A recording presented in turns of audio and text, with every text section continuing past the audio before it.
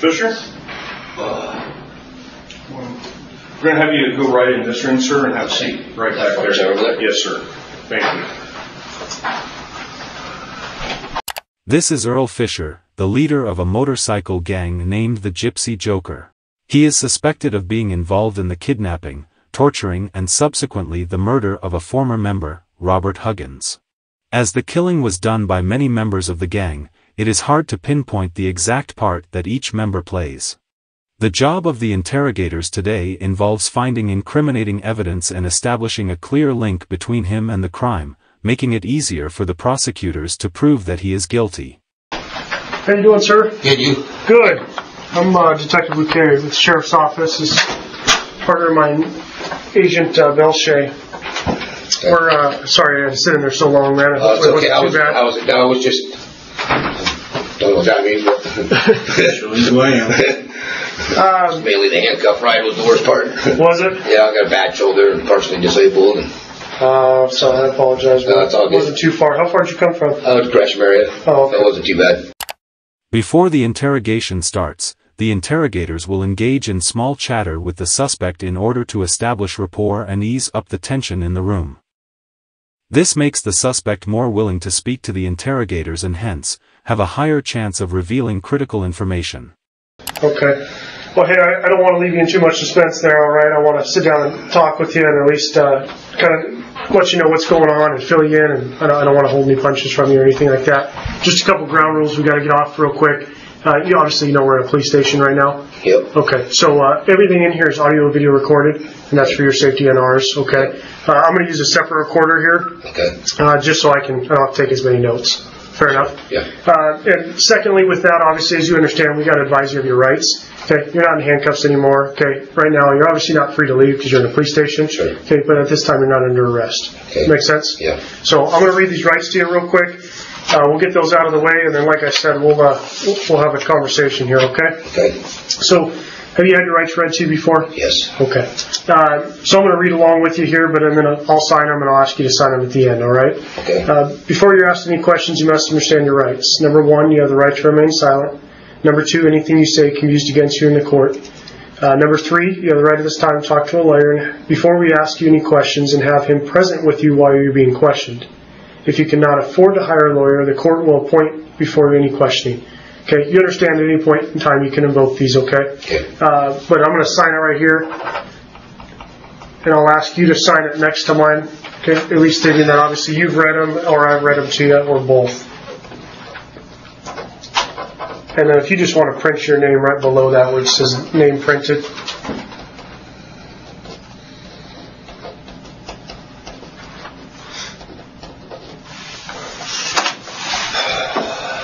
I'll sign that as well. A couple basics here real quick. Is it okay if I call you Earl? Yes, that's my name. And your last name is Fisher? Yes. Can you spell it for me? Fisher. Excellent. What's the date of birth? Junior. You're a junior? Yes, sir. I didn't know that. What's the date of birth, please, sir? And what's I know they have your address, but for me, what's your address you live at?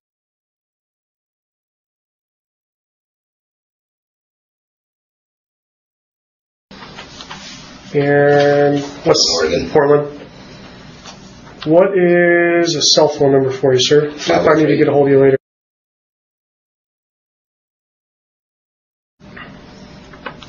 And that's your cell phone? Yes. The interrogator started off by asking simple questions that serve two purposes. Firstly, asking simple questions helps to keep the suspect talking and eases up the tension in the room. Secondly, based on the way the questions are answered and the suspect's body language, the interrogator can infer what kind of personality the suspect has and hence how the suspect should be approached. You're the only one that's going to answer that. If we got to get any questions for you later, got to get a hold of you. Yep. No one else answers that phone. My wife could possibly answer it, maybe if I'm asleep or something. Oh, okay. But it's your phone? Yes, that is my cell phone, yes. Excellent. How long you have that? I can't begin to tell you, years. A long time. That's an easy number. I wouldn't get rid of that. Excellent. So, obviously, we want to talk to you about a couple things. I think Agent Belche had some questions for you, or some basics, and And like I said, I won't hold anything back. I'll kind of fill you I'm in. still kind of wondering why I'm here. Yeah, I'll explain that. Okay. We're going to get that real quick here in just a few minutes, but just kind of break the ice here. Obviously, you're a member of the Gypsy Joker Motorcycle Club. Yes. Yeah. I've been doing investigations on your club for a number of years. So I know a lot of things about the Gypsy Jokers. I may have even incarcerated a few of your brothers. You've been in for about how long now? Like 7 years, I think, maybe. Okay. Maybe. I actually I saw your booking photo from Utah. Yeah. With the Rainbow Coalition. Yeah. That sounded like that was a pretty wild event. I don't know. I never even made it up to the place. What? I'm just curious. What happened? I don't know. I mean, one of the guys broke down the side of the road, and we sat there and worked on his bike. The next thing you know, we're leaving and got pulled over. Oh, because I heard y'all rolled in there, and then they got mad because they didn't like motorcycles or something because they're like very green. And at some point, they actually started like flinging poo. Like I said, I'd never even seen none of the hippies. That's why I didn't understand why I got pulled over there. I'm like, why are you stopping me? What did I do wrong? Did I speed down this washboard road that you can't do over 10 miles an hour on your motorcycle? The suspect appears to be proud of his affiliations with the gang and seems to be very open to speaking about his experience. This makes him a vulnerable target when the interrogators begin to ask more serious questions, as the suspect might unintentionally reveal sensitive information due to his pride in the gang. The recommended course of action for the suspect, in this case, is to consult an attorney before the interrogation to deem what is suitable to be revealed. One of the photos, I noticed you had a small Simon. I know that's a 5-year package. Yep. So I knew you'd been in at least for 5 years. So I assume you're somewhere between 5 and 10? Yeah. Uh-huh. Okay. Have you been VP the majority of that time, or is that more of a recent? Recently. Okay. How long have you been VP? Year, maybe 2. Year or 2? Oh, okay. And Mark's your P. Yeah. Chad's your Sergeant at Arms. Don't know, don't want to tell me. I knew Jason, and I'm sorry for the loss of Jason. Yeah, it was a hell of a loss there. A good friend of mine. I know at that We've been known each other for a long time. I know at that point he was the National Sergeant at Arms. I just assumed Chad would take over as National Sergeant at Arms because they were pretty close.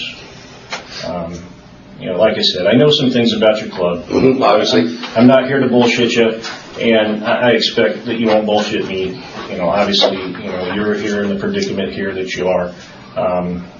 But I understand the club life. I understand some of the things that might be going through your mind right now. And I, to a degree, empathize with you over that.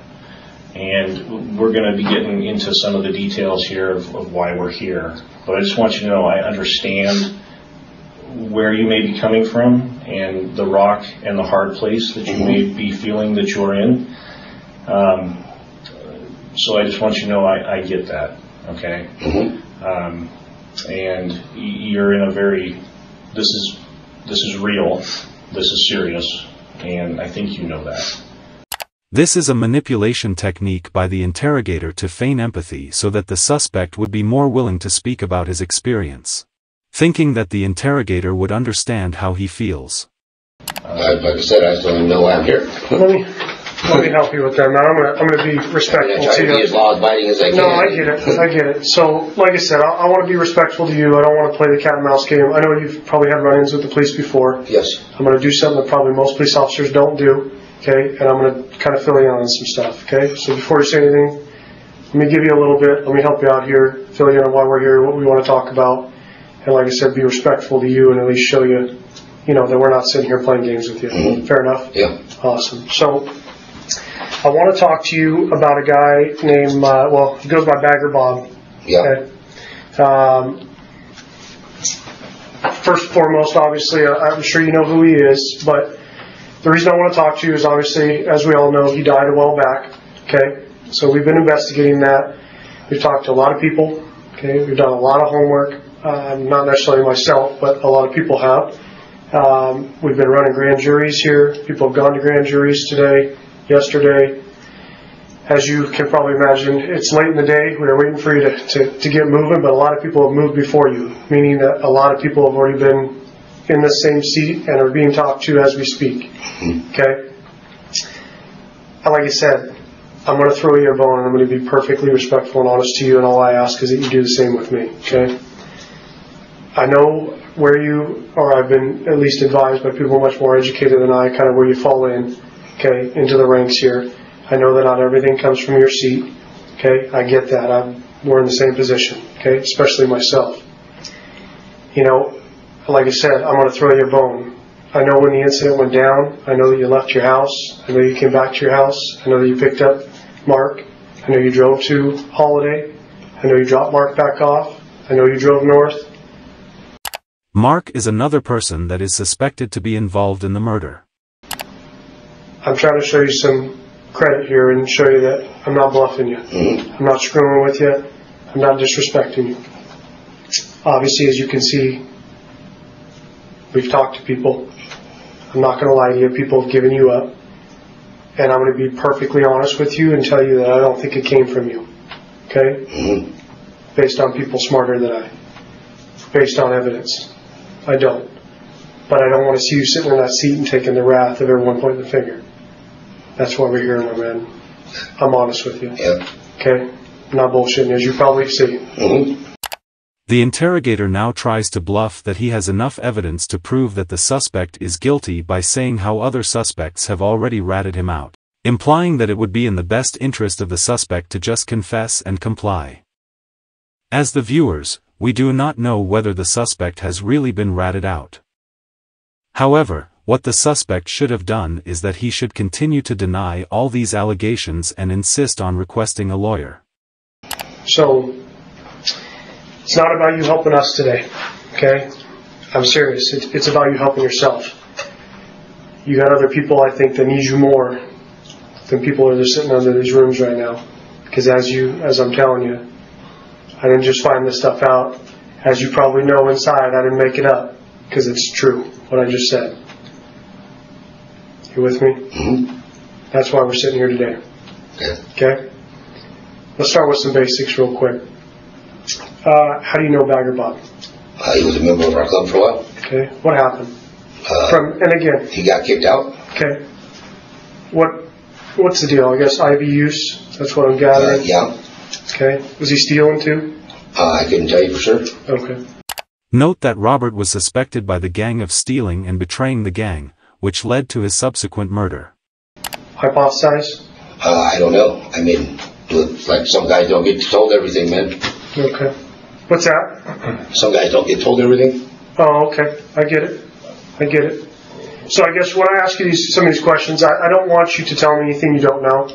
But if it's something you hear, fill me in on that and say this is something that's a rumor. Okay? I'll take it with a grain of salt. Sure. But just to kind of, you with me? Okay. But let me just add one thing. Like I said, I'm not going to bullshit you. Please do not bullshit me. And I know as vice president, you are going to know why he got kicked out. I know a lot less than you think I do. You know what? I know you know a lot. Okay? So just do us that courtesy. Sure. If you don't want to answer the question, that's one thing, but don't just... I don't know if he stole. I mean, I heard that he was using drugs, heroin or something like that, I heard. And that's about all I know about it all, you know what I mean? Okay. So, obviously he gets kicked out. Roughly when is that? Boy. A couple of years maybe? 2 years maybe? Okay. I mean, my memory is so fucked up from, I get it. You know what I mean? I fell off a roof and I got really bad memory loss shit, so I mean, He'd asked me what I was doing last weekend. It's going to be pretty vague because I can't really nail it all down for him. Man, I'm in the same boat you are. I can't remember either. Huh? What happened to your eye? A blind in my eye from falling off a roof. Oh, that's how you hurt your back? Yes. Okay. That's why I'm partially disabled in my leg. And then you also got stabbed in the neck. Yeah, I got my throat cut from here to here. Back in 2009? Something like that. Was it here to here? It's from here to here. Oh my God. Starts right here about my Adam's apple and goes back to right here somewhere. Okay. How's your boyfriend? You're lucky you lived. Yes, I am. Wow. Been through a lot. So he gets kicked out, and then we fast forward to a period several months or about a month prior to his death, where he decides to do something to someone in the club, from what I understand, or someone in their family. What do you know about that? Very little. I mean, you guys know more than I know. Well, I don't know about that. I think I'm a pregnant lawyer, man. I have to invoke that right at this point, I think. Okay. Perfect. The suspect eventually requests to see a lawyer, which the interrogators can't deny. By requesting a lawyer, the suspect avoids having to answer whether he was involved in Robert's death. The interrogators would soon end the interrogation knowing that their manipulation techniques are unable to outsmart the suspect. Do you have any other questions for me? No, man. Okay. All right. Why don't you just stay put here? Okay. And someone will be back in with you in a few minutes. Thanks. All right. Thank you, sir. I appreciate it. You need more water? That'd be great, man. Okay. Let me, Though the suspect is able to survive this round of interrogation, he was eventually trialed in court where evidence gathered by the department is enough for a guilty verdict. If you are interested in more videos of interrogations, do subscribe to my channel and check out my other works. Thank you.